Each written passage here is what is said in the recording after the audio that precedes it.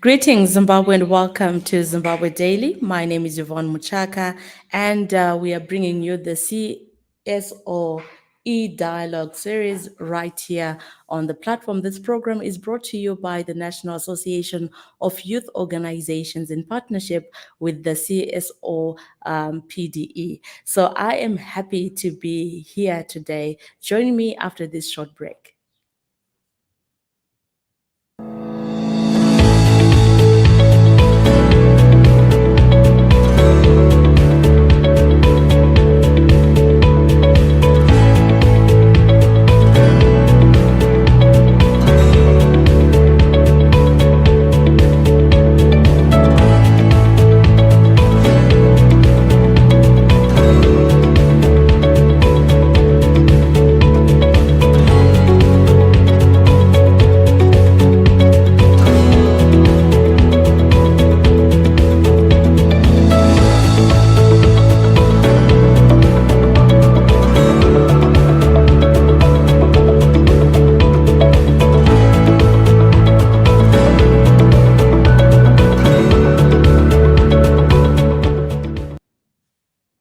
We welcome you to our third and final session under the Civil Society Organizations e-dialogue on the Istanbul Principles. In our last session, we looked at CSO accountability and the importance of this, given the multi-stakeholder nature of development work, where various actors have to work in collaboration towards the goal of eradicating poverty. While the work of CSOs is contested and misconstrued worldwide, CSOs have a defined place and role in development. In our closing session, we will reflect on this and discuss ways that CSOs can institutionalize the Istanbul principles in their work and enhance the effectiveness of their work, especially in the context of dwindling funding from development partners. On our panel today, we have two special guests, and I will invite them to introduce themselves. Welcome, gents. Thank you very much, Yvonne. Thank you very much, Yvonne, for having me. Excellent. We are going to take another short break right now, and we'll be back with this scintillating discussion. You don't want to miss it. So invite others, and let's take this break briefly.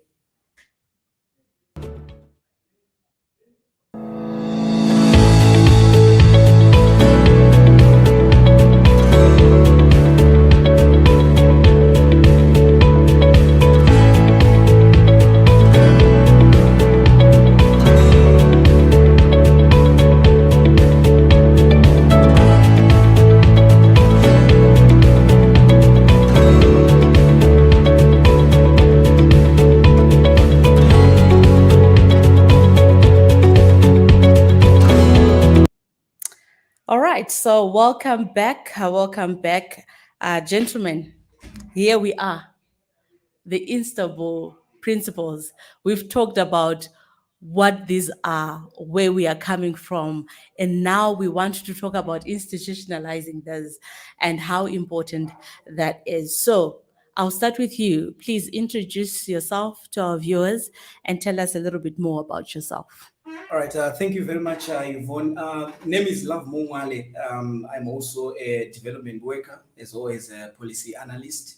I've been involved greatly, the greater part of my career, I've been involved with quite a number of civil society organizations. Mm-hmm. And you will notice that the Istanbul Principle, they play quite a role in effectiveness or probably implementing effective development projects within the civil society space. Mm. So you will notice that a lot of organizations or civil society organizations have adopted these Istanbul Principles, which I would prefer calling the blueprint to effective implementation of development projects in terms of respect, as well as women empowerment, and also girl empowerment.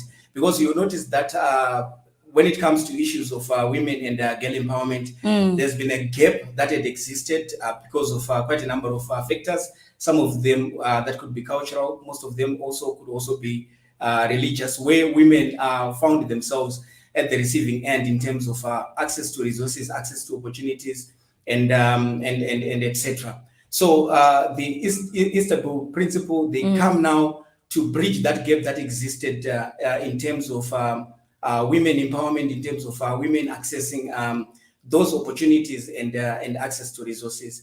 Then apart from that, the Istanbul Principle, they also talk about issues to do with ownership, issues to do with partnership, in terms of the development projects that are brought by the civil society organizations, where we are saying at the end of the day, the people that are targeted, or rather the targeted people, are supposed to have ownership. But how do they acquire this ownership? Right. You will notice that at the end of the day, people or the target population have to be consulted in order for them to have ownership of all development projects, which also shape the entire development projects in terms of sustainability.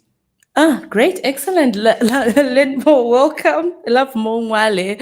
Welcome, and thank you so much for speaking so passionately about the Istanbul Principles and how, as civic society, it's really critical that we look at the facets that it makes provision for, especially with women and girls. And I think it's important when we begin to hear the girl child issues being raised by the boy child. So thank you so much for that.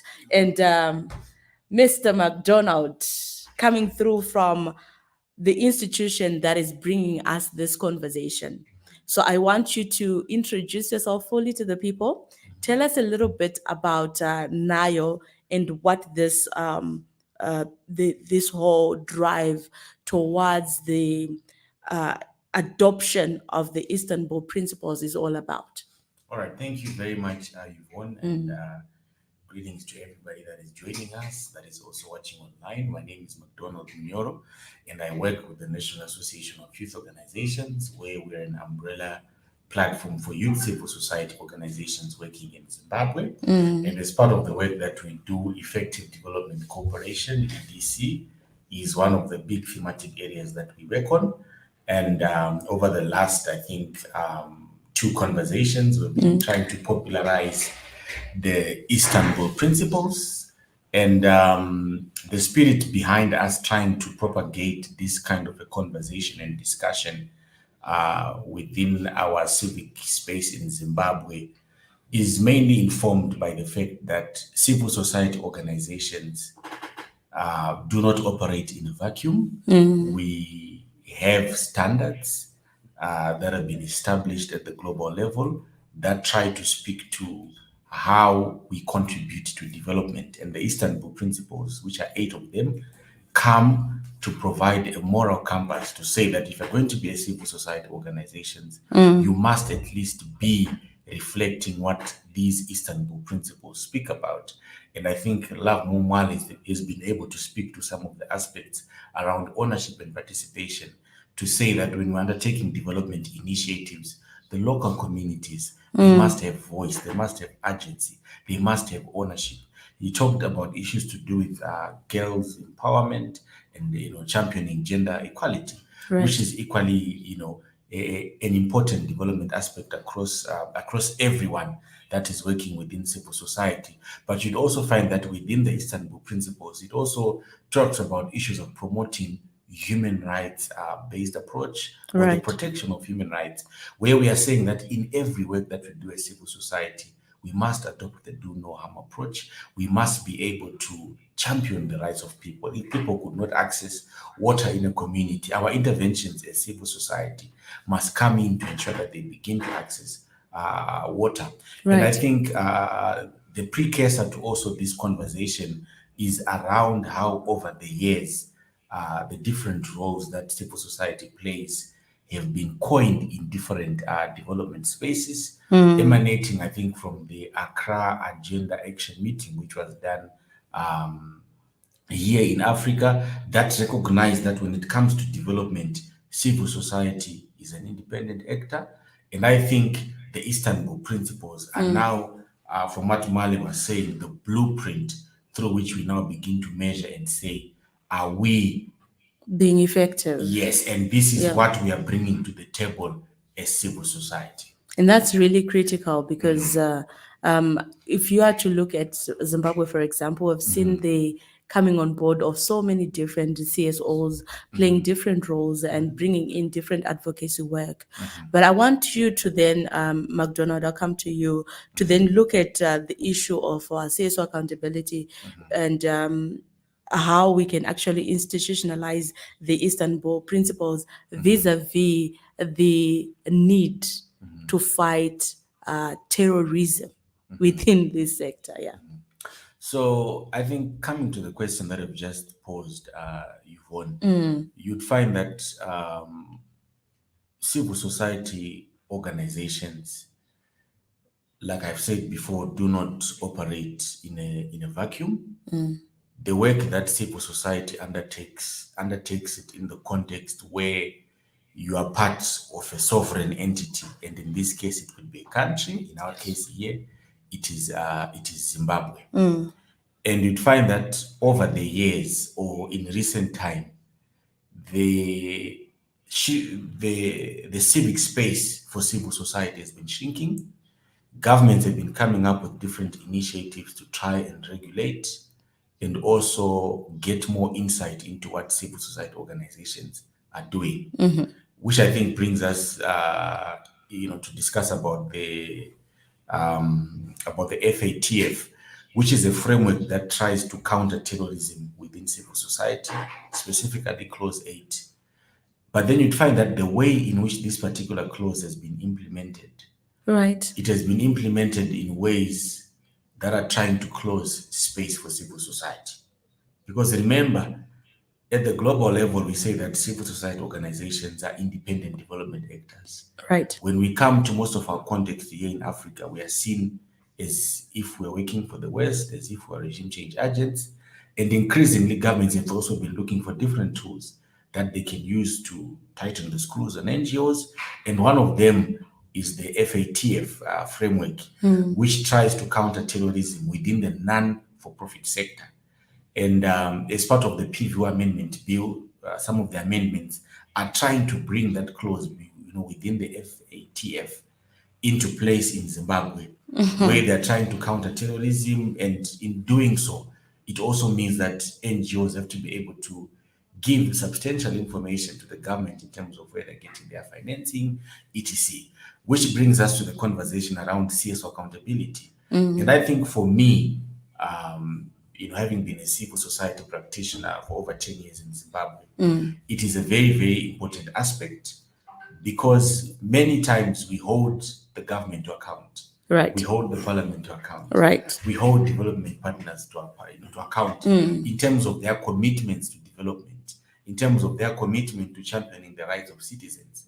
But we also, as civil society, we must be able to put ourselves on the table as development actors Right. who are accountable. If we're getting amount X and working in community Y, we must be able to have a clear accountability chain where even if you get into that community, they can be able to tell you that we have got Nayo is working with young people on this particular project. They are working with us over the next so and so years. Right. These are the kind of services that they're going to be providing to us. And in a way, that community must even own that development initiative and project. So I think for me, issues around CSO accountability are very, very important because in the Zimbabwean context, the conversation has tended to be more around us demanding accountability. But I think it's also high time that we begin to introspect and look internally as civil society. Right. And say that in our work, how can we become More transparent accountable, yes. and accountable, especially in the spirit of the Istanbul Principles. Right. And when we take what McDonald has highlighted, what has been the uptake of these principles in CSOs? Yes, thank you again, Yvonne. I think to a greater extent, the civil society organizations have been able to adopt these principles. For example, you will notice that there's been a lot of talk, especially on embodying gender as McDonald rightfully mentioned, and also that notion that I spoke about women and girl And girls, empowerment, yeah. whereby the civil society organizations have been able to put on the forefront of the development process our fellow women, our fellow girl child, under the notion that if you empower a woman, you empower the entire community, Right. which is very key. Then also in terms of Feel very special as a girl child. that's very true. Continue. And also in terms of partnerships, I've also realized quite a number of organizations that have been forming smart partnerships with the government departments and other civil society organizations to counter that notion that had existed before, whereby civil society organizations have been blamed for duplication of quite a number of interventions, where you see organization X implementing a similar project or intervention that organization B probably is implementing in the same district. Right. So those are some of the things that the civil society organizations have been able to do in terms of collaborating with other players as far as the development agenda is concerned. Then also, you also notice that there's been adherence, of course, to the issues to do with sustainability, whereby the organizations do a stakeholder analysis to identify stakeholders that are key in terms of implementing a particular project or a particular intervention, to such an extent that once they are working together with that particular partner or partners, then at the end of the day, in the event that donor funding has been lifted, they can then now give probably the project to a particular community or to a particular government department to take over or to pick it up from there. Right. I'm hearing sustainability of this project. I'm hearing collaborations between development partners and the communities that they are in, and even with the government, which I think is really critical when we are talking about community development, when we are talking about transparency and accountability, and when we then generally look at the sustainability of these projects. Now, I want to understand. When you read the principles for CSO development effectiveness, you realize that there's respect and promotion of human rights and social justice, the issue of gender equality and promotion of girls and women's rights, the focus on people empowerment, democratic ownership and participation, promote environmental sustainability, practice transparency, etc., amongst the 8 principles. And then you look at the landscape in which we are operating in Zimbabwe. The moment you say democracy, the moment you talk about all those issues, you are placed within that fragment of regime change elements. So I want to understand what could be the effect of the shrinking civic space to these Istanbul principles on the CSOs operating in Zimbabwe. So the shrinking of civic space in our country definitely has a bearing on the development impact or the effectiveness of civil society organizations, because the environment in which we operate in is a precursor to the kind of development impacts that we can harvest over time. And governments at the international level have committed to creating an enabling environment for civil society to enable them to thrive and contribute to development with their fullest potential. But you'd find that the moment that civic space begins to shrink, it means that, for instance, we will be placing limitations or restrictions on how you can be financed as a civil society organization. Right, okay. And with the coming in of the Private Voluntary Organizations Amendment Bill, if you're going to be existing as an organization, you're going to have to register as a private voluntary organization, PVO. Number 2, if you remain registered in these other forms of registration, such as deed or universities, you are going to be deregistered. At the same time, you also won't be able to receive financing from outside. Right. Also, when space begins to shrink, it also means that at the local level where you operate, extra administrative measures and regulations could be put in place, which can make it very difficult for you to access some of those communities. Civil society thrives on work around advocacy and policy influencing. The Pivot Amendment Bill is coming to put a cap around issues to do with political lobby and influencing. Yet you'd find that when you look at development, the nature of development is largely political. Because at times we are trying to make sure that we address a problem of young girls not accessing education. But you'd find that when that decision is made, it's a political decision. Because it means your cabinet has to sit, has to agree, has to prioritize resources, has to put allocations that then help that particular constituency to access a particular service within your own country. So I think that when we begin to look at how civic space has been shrinking, especially Zimbabwe, and now we're towards elections, and we also have an increase in incidences around violence, around intolerance, you'd find that that is going to seriously affect how civil society organizations in Zimbabwe uphold the Istanbul Principles. You're right to say that the moment you begin to raise a flag which says human rights, which says social justice, which says access, it is as if you are now trying to speak something that is foreign in your own country. Right. Yet at the heart of it is simply trying to ensure that all our citizens can access services and can exist in a community where they know that they are protected and their interests are catered for and listened to by their own government. Right. And we need to push for that. It has to keep going. The conversation needs to keep going so that at the end of the day, we realize that we are all partners towards the same goal. I think it then speaks to the nature of our national body politic and the things that we want to achieve. Like you've said, some of our problems are largely political, and we need to get to a point where we deal with that. Now, excuse me, Love More, maybe you can take me through the CSO effectiveness test and how local CSOs can partake in this test. All right. I think the CSO effectiveness test is basically a measure of how a civil society organization is performing as far as adherence to the Istanbul principle is concerned.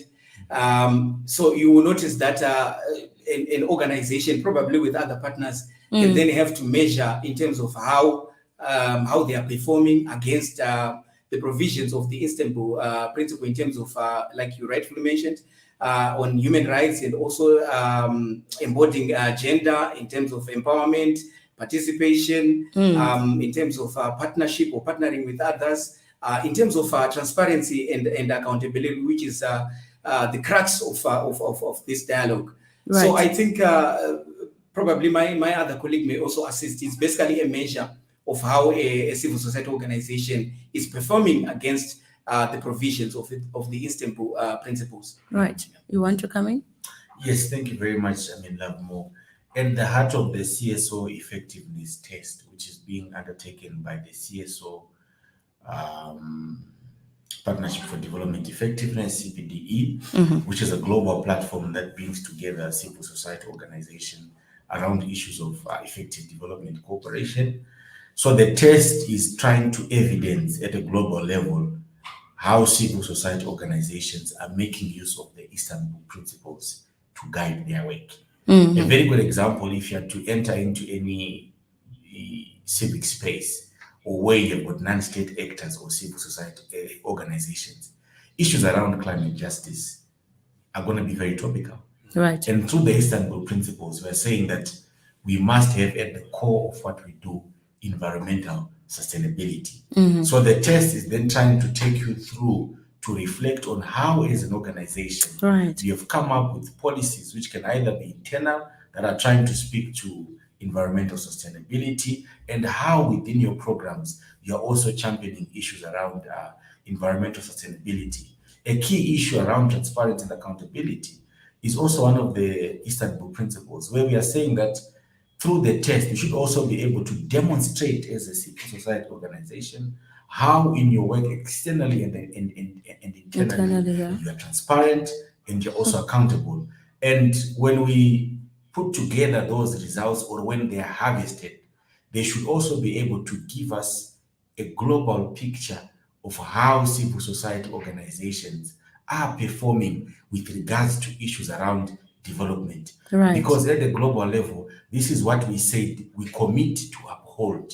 And when we do our work, hold us against this. Right. So the test is there to see how we are implementing the Istanbul Principles, and through that exercise, we should also be able to learn,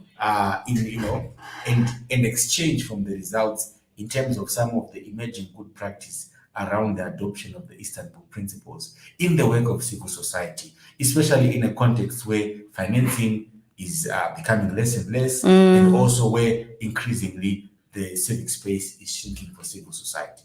Right. It's actually amazing that these issues continue to be raised, and we look at the globally, adopted sustainable development goals, and then you realize that in the localized context, at the lowest level, as long as development is able to take place there, it affects the outcome of the global sustainable development goals. So every one of us has got a role to play towards achieving the SDGs. Now, as we close this conversation, maybe just to bring in some people who may be joining us for the first time, this is a conversation on CSOs. A dialogue on the Istanbul Principles and how these can be used within our own local context in order for us to achieve development effectiveness. This is a program brought to you by the National Association of Youth Organizations in partnership with the CPDE, that's the CSO Partnership for Development Effectiveness.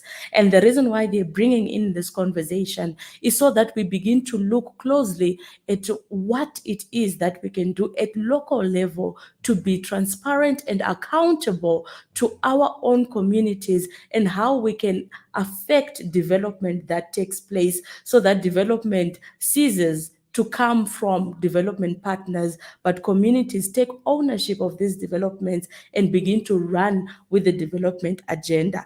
And I'm having this conversation with McDonald Munyoro from the National Association of Youth Organizations and Love Mwale. And we were just talking about the need to institutionalize the Istanbul Principles, the factors that affect that institutionalization, as well as the progress that we can actually make once we take this on. So we are in the last segment of the conversation. You are going to be able to watch this live broadcast on the National Association of Youth Organization, NIOZIM Facebook page, as well as the Zimbabwe Daily Facebook page. So lastly, gentlemen, how can accountability be strengthened in the work of local CSOs? We've got all these bottlenecks that we've talked about. We have all these challenges that we face as Zimbabwe in terms of CSOs. But how can CSO accountability be strengthened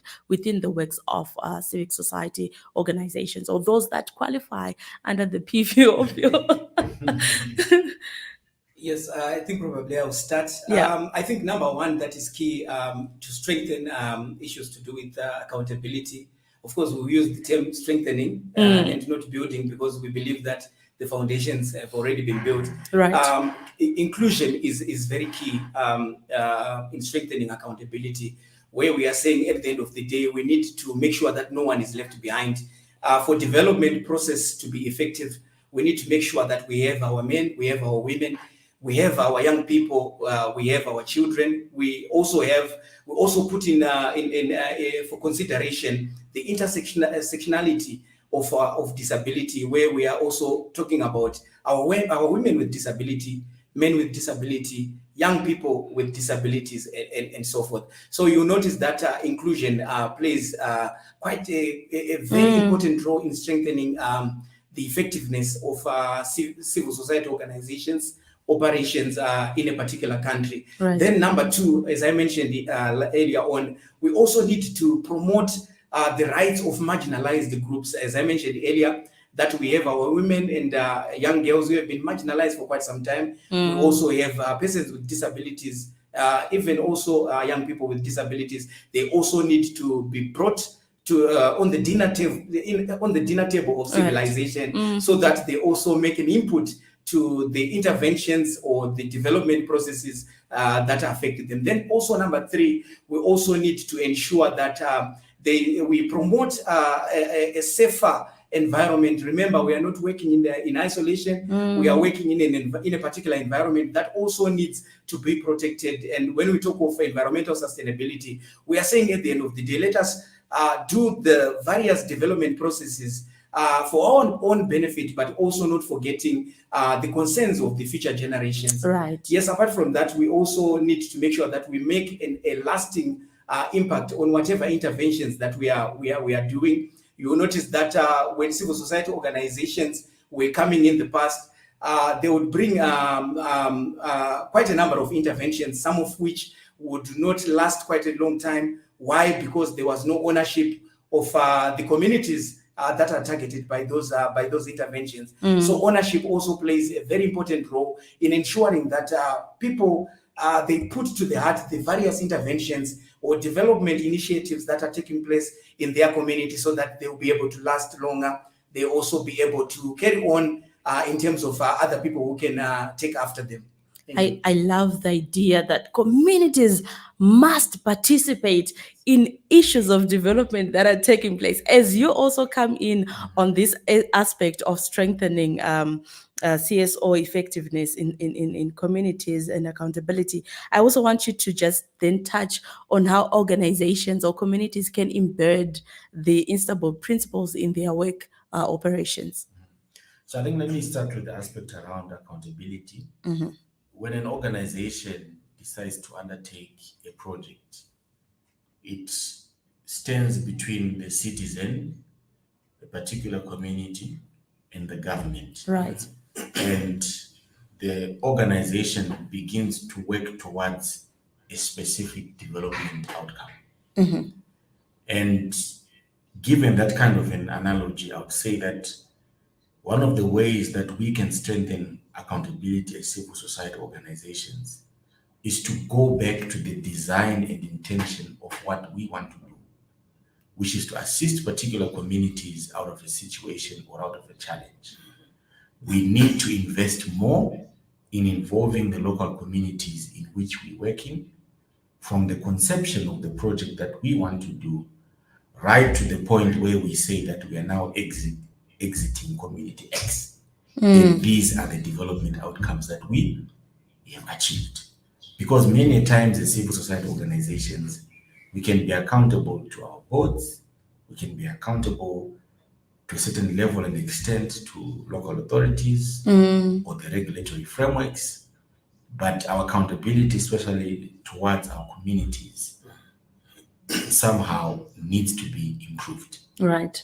Secondly, I would say that at the apex level of civil society organizations in different countries, Nigeria is a very good example, civil society organizations have come together to create CSO self-regulation mechanisms, where we are saying that jointly as civil society organizations, we are committing to champion ABCD. And I think for us to strengthen our accountability as CSOs in Zimbabwe, let's begin to have a conversation of how we can domesticate the Istanbul Principles in a civil society self-regulation mechanism for CSOs in Zimbabwe. Then beyond that, in terms of strengthening our accountability, the relationship that exists between civil society and the government is one of contestation, or is one which is not healthy. Right. We need to build relations with the government. We need to build trust in such a way that when we say this is what we are doing and this is where we're doing it, they can also be able to logically understand that indeed this is what you're doing and this is where you are as an organization. Right. And that is also very important, Because remember, they are seeking to hold us to account, and we have been holding them to Account. account.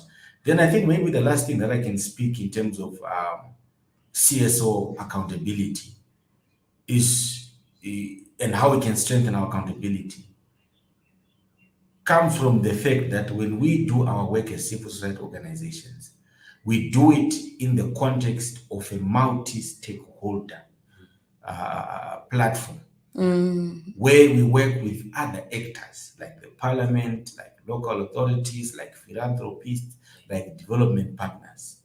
Each of these different partners and entities want to know what we are doing and what our contribution is. Let us try to broaden our accountability to go beyond our societies where we're working, to go beyond our governance structures, to go beyond the government that we're operating within, and expand to these other actors that we work with, such as parliament. Because ultimately, when we sit and reflect on issues to do with effective development cooperation, each of us is sitting around the table and saying, this is what we have done, and we are civil society organizations. And we can only be able to do that when we begin at the local level, at the national level, to broaden our accountability to other actors that we relate with around issues of development.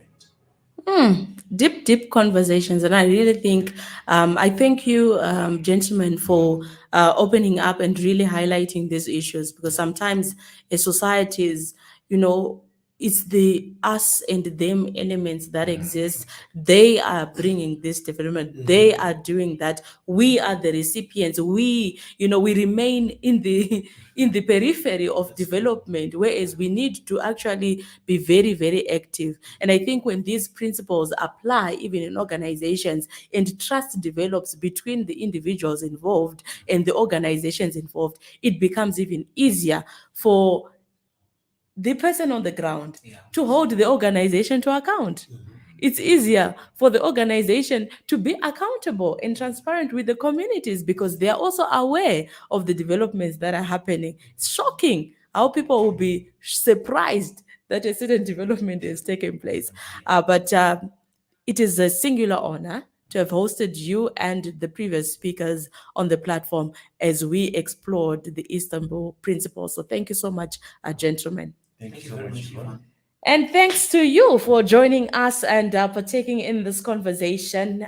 You must share this. It's critical that we all take part in the development agenda of our nation, our communities, and we then contribute to the global outcomes of ending poverty globally. We all can do it. And leave no one behind, leave no young person behind. Let us participate in activities that are taking place in our communities. So this was the conversation brought to you by the National Association of Youth Organization in partnership with the CSO Partnership for Development Effectiveness, CPDE, bringing you the conversations, the CSO Dialogue Series on the Istanbul Principles. Thank you so much, Zimbabwe, for tuning in. Have yourselves a wonderful rest of day, and continue to like, share, and be part of the Zimbabwe Daily family. Thank you so much, and God bless.